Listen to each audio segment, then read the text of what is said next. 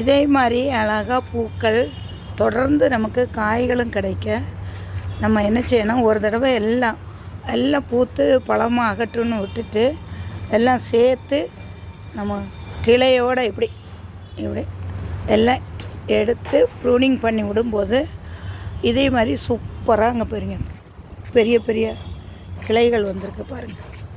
இதுமாரி பெரிய கிளைகள், நிறைய பூக்கள், பூ பாருங்கள் எவ்வளோ நிறைய பூக்கள் இருக்குது. பிஞ்சுகளும் மறுபடியும் நமக்கு இந்த காந்தாரி மிளகு கிடைக்கும். இது ரொம்ப காரத்துக்கோ நம்ம மரவள்ளி கிழங்கு சாப்பிடும்போது உப்பு இதெல்லாம் போட்டு பூண்டு ஜீரகம் எல்லாம் போட்டு இடித்து தொட்டு சாப்பிட்றா ரொம்ப டேஸ்ட்டாக இருக்கும் ஃப்ரெண்ட்ஸ். இல்லைன்னா நம்ம பொடிக்கும்போது இது கொஞ்சம் ஆட் பண்ணிக்கிட்டு காரத்துக்கு காஞ்ச மிளகா கூட இதையும் கொஞ்சம் ஆட் பண்ணி சாப்பிடலாம். இல்லைன்னா டெய்லி ஒன்று பழைய சோறில் பிசைஞ்சு